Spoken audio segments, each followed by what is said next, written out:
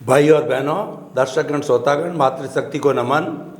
हमें हमारी जो सत्संग है उसमें बहुत प्रसन्नता, आह्लाद, संतोष, संतुष्टि की अनुभूति हो रही है और ऐसा भीतर कुछ महसूस हो रहा है कि हमारे भीतर एक शुद्धता का वातावरण बन रहा है, हमारी अनुभूति का लेवल बढ़ रहा है। और अगर ये सत्संग इस तरीके से चलती रही तो ये अनुभूति बहुत ऊंचे स्तर पर आ जाती है और खुद की अनुभूति ये जीवन का सबसे बड़ा लक्ष्य है। क्यों? उस अनुभूति को दिलाने वाले जो हमारे ज्ञानी पुरुष है स्वामी कमलेशानंद जी, वो स्वयं स्टूडियो में विराजमान हैं। अपने मुखार बिंद से, अपने शुभ आभा मंडल से, अपने अनुभव वाणी से, वो अपनी पवित्रता से, वो सारी चीज़ें हमको सनातन सत्य, कुदरत के कानून के आधार पर एक बहुत तगड़ी फाउंडेशन के साथ दे रहे हैं। तो आप सबकी तरफ से स्वामी जी के प्रति कृतज्ञता। जय सच्चिदानंद। जय सच्चिदानंद। स्वामी जी, ग्रस्त जीवन के अंदर स्त्री और पुरुष ये गाड़ी के दो पहिए होते हैं। अगर दो पहिया वाहन है, एक पंचर हो जावे, गाड़ी आगे नहीं चल सकती।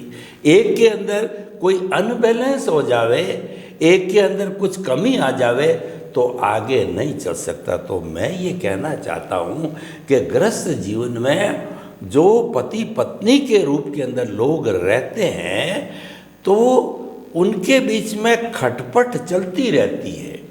विनोद की खटपट तो अच्छी है, वो तो खटी मीठी है, लेकिन खटपट ऐसी कि लंबे समय तक एक दूसरे से बोले नहीं, एक दूसरे का सहयोग करे नहीं, एक दूसरे के दुख दर्द में काम नहीं आए और धीरे धीरे ये मिसअंडरस्टैंडिंग, ये मान्यता, ये दुर्भावना बढ़ते बढ़ते 50-60 वर्ष की उम्र में भी डाइवोर्स की स्थिति पैदा हो जाती है।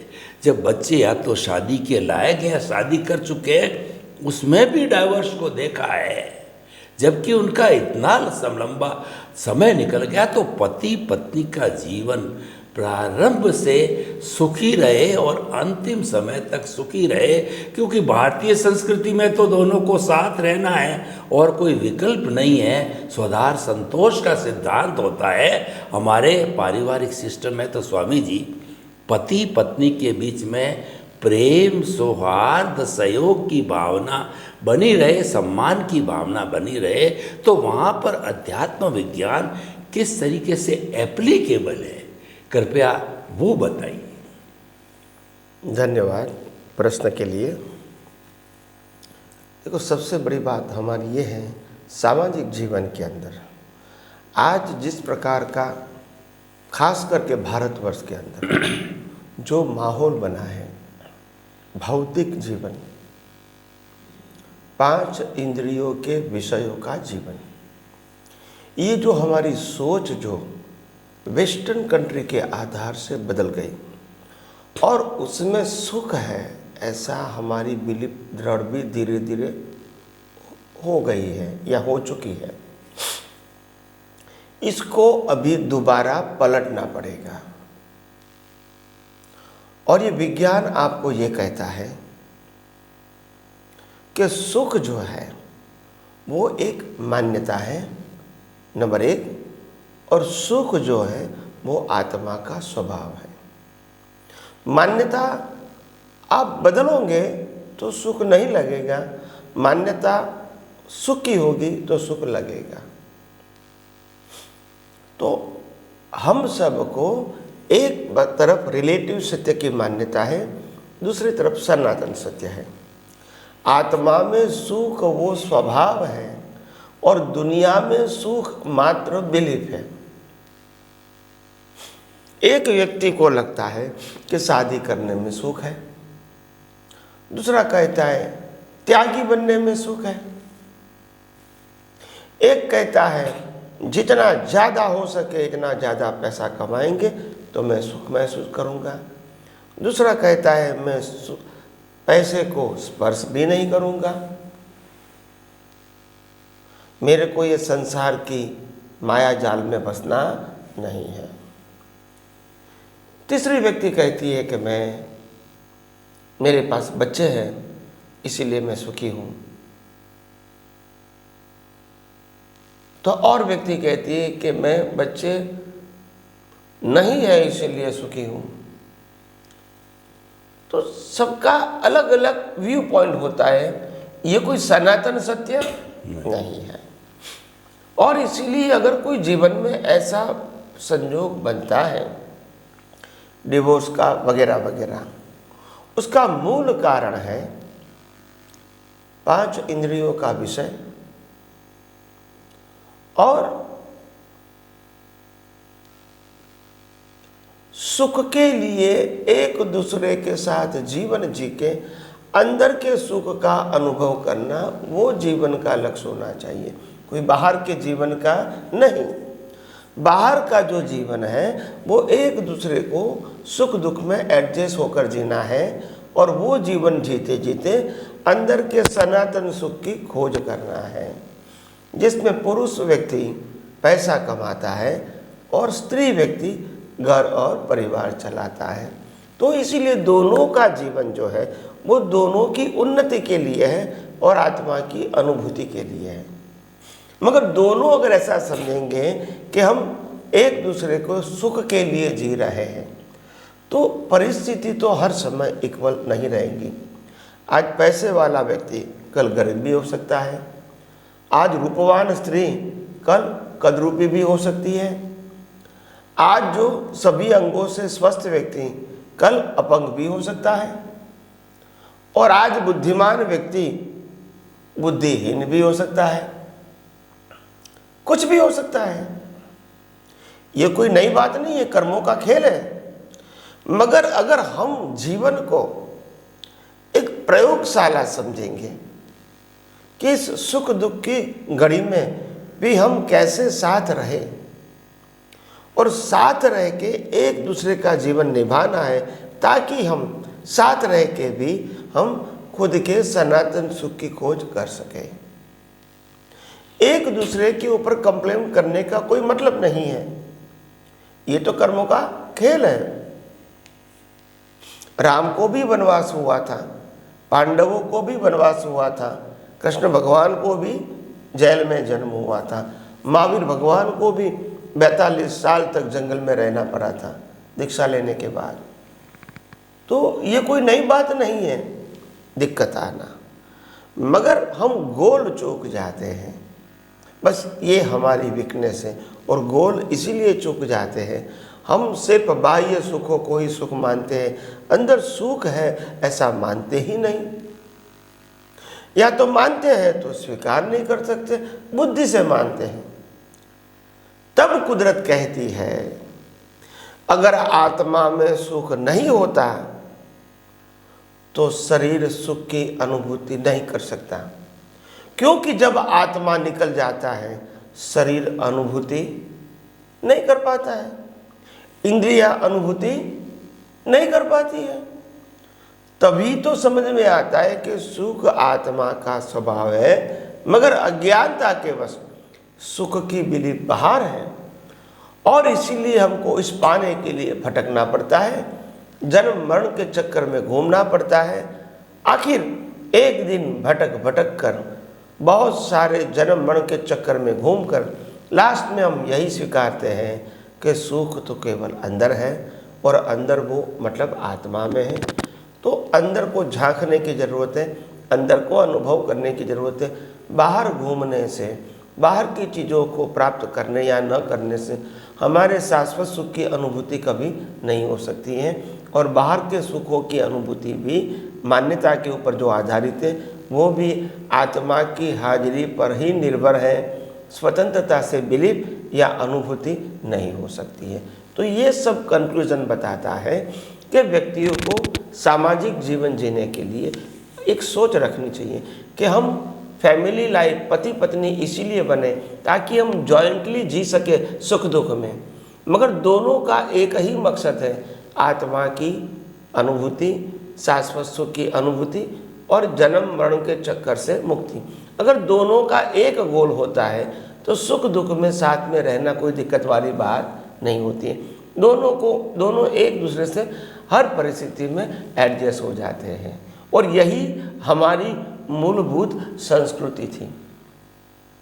तो कहने का मतलब, पति पत्नी को जब ऐसा संजोग आता है तो मैं समझता हूँ कि हो सके तो डिवोर्स न ले तो अच्छी बात है, अगर ले लिया है तो कोई बात नहीं, यही मेरे कर्मों का फल है। क्योंकि अगर सामने वाला ने दे दिया है, आप क्या करोगे? तो दे दिया है और कोर्ट भी मान्य करती है, तो लॉजिकली आप कुछ नहीं कर सकते। तो उस परिस्थिति में हमको समझना पड़ेगा कि चलो कुदरत ने एक संजोग दिया है हमको अकेले जीने का, तो उसी प्रकार के जिएंगे और आगे बढ़ेंगे आत्मविश्वास के साथ। क्योंकि एक परिस्थिति को समाप्त होना मतलब जीवन समाप्त नहीं हुआ। एक परिस्थिति का अंत का मतलब ये नहीं समझना है कि जीवन के हर परिस्थितियों का अंत हो गया है। तो आगे आगे भी हम अपने जीवन के बारे में सोचेंगे, अपने भविष्य के बारे में सोचेंगे और आत्मविश्वास के साथ आगे बढ़ेंगे। अगर यही सोच रखेंगे तो मैं समझता हूँ जीवन में सफलता मिलना तो निश्चित मिलेगी ही। सफलता मिलना तो कोई नई बात नहीं है, मगर आप जब आत्मविश्वास खो देंगे तो फिर जीवन में आगे बढ़ना आपके लिए बहुत दुष्कर हो जाएगा। तो आइए हम आध्यात्मिक विज्ञान के बारे में और अगले एपिसोड में जानने की कोशिश करेंगे। स्वामी जी, आपका बहुत बहुत धन्यवाद। आपको जो है, आपने जो समाधान दिया काफ़ी सटीक है। कोई भी व्यक्ति का जो जीवन है, दो व्यक्तियों का जीवन जो है वो परस्पर सहयोग पर आधारित होता है, और मूल बात है पति पत्नी जीवन जीने की एक पद्धति है, और उसके बाद में सब बच्चे वगैरह और सब रिलेशंस बनते हैं। तो तकलीफ क्या हो रही है कि सुख का स्रोत तो आत्मा में है और हम ढूंढ रहे हैं जड़ के अंदर। जितने बाहर का धन संपत्ति रूप यौवन साधन सत्ता संपत्ति, उसमें सुख ढूंढ रहे हैं, है नहीं है। उस भ्रांति को पति पत्नी दोनों को समाप्त करना पड़ेगा और दोनों को अपनी मान्यता बदलनी पड़ेगी, दृष्टि बदलनी पड़ेगी, वो सनातन बनानी पड़ेगी कि हमारा दोनों का लक्ष्य है अपनी आत्मा की अनुभूति करना।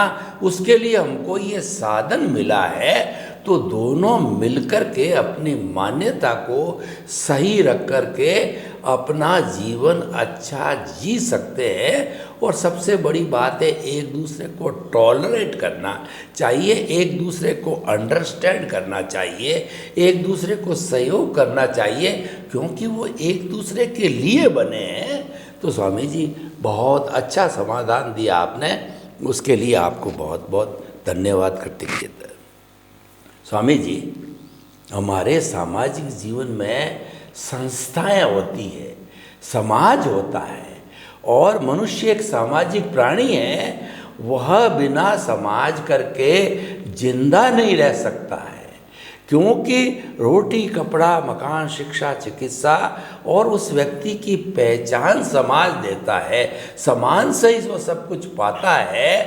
तो समाज के प्रति जो व्यक्ति का दायित्व होना चाहिए, जिसको समाज ऋण कहा जाता है, तो व्यक्ति को आप थोड़ा सा उपदेश दीजिए जो अध्यात्म विज्ञान सनातन सत्य की दृष्टि से, कि समाज का वो अभिन्न अंग होते हुए भी समाज को वह किस तरीके से कंट्रीब्यूट करे कि समाज का ऋण उतरे, या समाज उसको दे रहा है, समाज को उससे प्राप्त करने की अपेक्षा भी है, तो किस तरीके से वह समाज को अपना अच्छा सहयोग दे सकता है। कृपया इसके बारे में थोड़ा सा खुलासा कीजिए। हर व्यक्ति एक सामाजिक प्राणी है, और सामाजिक प्राणी होने के नाते समाज के साथ जीवन जीना, यही उनका एक गोल होता है। समाज से दूर रहकर जीवन नहीं जी सकता है। दूर रह सकता है मगर वो जीवन नहीं होता है, अकेलापन होता है। अकेलापन कोई विशिष्ट व्यक्तियों के लिए हो सकता है, सामान्य व्यक्तियों का जीवन जीने के लिए नहीं हो सकता है। तो हम जब सामाजिक प्राणी हैं, समाज के साथ जीते हैं, तो स्वाभाविक है कि समाज के अंदर लोगों का जो उत्तरोत्तर विकास होता है, वो विकास सबकी अलग अलग परिस्थितियों में होता है।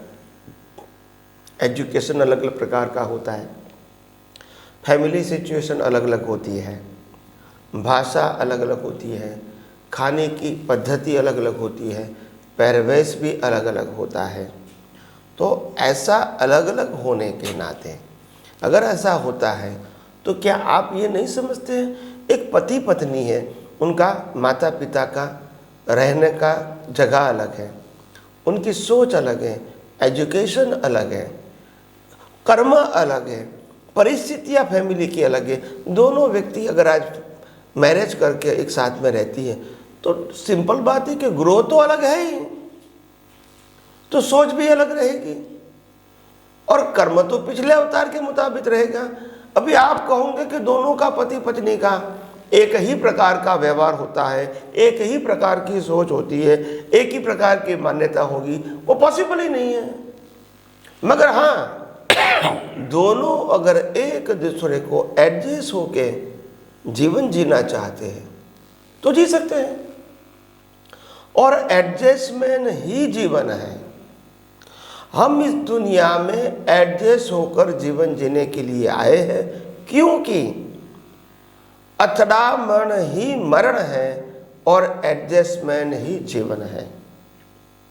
अथड़ामन करने से कोई बेनिफिट नहीं है, दोनों में तनाव होगा, दोनों में विभावित भावना पैदा होगी और दोनों में अंतर बढ़ेगा, और फिर रहने का साथ में क्या होगा। बेटर एक दूसरे की प्रकृति अलग तो है, विचारधारा अलग है, मगर हम एक दूसरे व्यक्ति के साथ कैसे एडजस्ट हो सकते हैं ताकि हम एक दूसरे व्यक्ति को समझ पाएंगे और फिर आगे का जीवन जीना हमारे दोनों के लिए इजी हो जाएगा। और हमारे एडजस्टमेंट की जो कला है, हमारे एडजस्टमेंट का जो नेचर है, हमारी एडजस्टमेंट की जो दोनों की प्रकृति है, अगर वो प्रकृति हमारे बच्चे देखेंगे तो उनके ऊपर भी प्रभाव पड़ेगा। तो इसीलिए ये विज्ञान तो आपको सरल, सहज और सुगम दृष्टि बताने का सिखाता है। कोई टिपिकल संजोगों को टिपिकल मत देखो। अगर किसी व्यक्ति का स्वभाव गुस्सा वाला है तो गुस्सा वाला स्वभाव है वो भी निकल रहा है, वो भी तुम्हारे ही कर्मों की वजह से। और किसी का स्वभाव शांत है और वो शांत बिहेव करता है, वो भी तुम्हारे कर्मों के फल की वजह से। तो बात ये एक दूसरे को मिलना वो कर्मों का हिसाब है, और इसीलिए दोनों इक्वल होना हर परिस्थिति में अवस्था के रूप में वो पॉसिबल नहीं है, मगर हमको सोच समझ के एडजस्ट होना पड़ेगा, क्योंकि हम साथ में रहकर जीना चाहते हैं। तो इसीलिए एक दूसरे को कंप्लेन करना वो जीवन जीने का अच्छा तरीका नहीं है, मगर एक दूसरे को समझ के जीना वो जीवन जीने का अच्छा तरीका है। आइए हम आध्यात्म विज्ञान में जो बताना चाहते हैं वो ये बताना चाहते हैं कि एडजस्टमेंट ही जीवन है और अथड़ामन ही मृत्यु है। नंबर 2, गलती निकालना ही हमारी गलती है और एडजस्ट होना ही हमारी महानता है। तो हम अपने जीवन में कैसे एडजस्ट हो सकेंगे, वही सबसे बड़ी बात सबके लिए होती है, पूरे परिवार के लिए होती है। तो आइए हम अपना जीवन एडजस्ट एवरीवेयर करके जिए और अथड़ामन को टाले, अवॉइड क्लेशेस, और एक दूसरे के पास संभाव रखें। यही आप सबको मेरी शुभकामना। स्वामी जी आपका बहुत बहुत धन्यवाद। अध्यात्म विज्ञान, कुदरत का कानून, ये दृष्टि देता है। कुल मिला के हमको ये समझना पड़ेगा कि आप जीवन में कुछ भी पाना चाहते हैं, न पाना चाहते हैं, यानी अनुभूति भी करना चाहते हैं, बिना दृष्टि परिवर्तन के, दृष्टि को सही किए बिना नहीं पा सकते। वो तो हमारा सिद्धांत हो गया। अब क्योंकि समाज व्यवहार जगत का है, तो जो आपने कहा उसमें मैं वो दादा भगवान के 5 सूत्र मुझे बहुत प्रिय है। जगत निर्दोष, टकराव टालिए, एडजस्ट एवरीवेयर, भोगते उसकी भूल और हुआ सो न्याय। ये एडजस्टमेंट के इतने सुंदर सूत्र है कि व्यवहार जगत में कोई भी तरह का हमारा व्यवहारिक जीवन हो, वो ये व्यवहार जगत के रिलेटिव सूत्र लागू करे तो बड़े आत्मविश्वास के साथ मैंने उनको लागू किया है और उसका आनंद पा रहा हूँ। तो श्रोतागण आपको बता सकता हूँ कि लक्ष्य अपनी जगह, सिद्धांत अपनी जगह, दृष्टि अपनी जगह, लेकिन व्यवहार जगत में जीरे सूत्र बहुत काम के हैं। तो स्वामी जी ने जो परामर्श दिया है उसका पालन करके अपने सामाजिक जीवन को उत्कृष्ट बनाएं।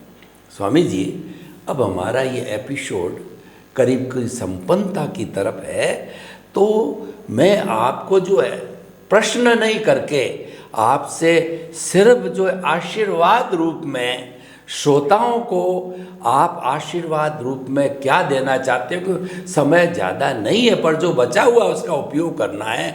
आशीर्वाद स्वरूप सुखी आनंदमय अनुभूति के जीवन के लिए कुछ आप फरमाइए। देखो, सिंपल बात यह है, प्रकृति के अंदर परमात्मा देखने की कोशिश करो और किसी भी प्रकृति को, हमारी या दूसरे की कुदरती रचना देखोगे तो मैं समझता हूँ जीवन को सफल बनाने का एक सरल सहज रास्ता है। क्योंकि प्रकृति के अंदर परमात्मा तो है ही, वो हम हिंदू होने के नाते, हिंदुस्तानी होने के नाते मानते भी हैं।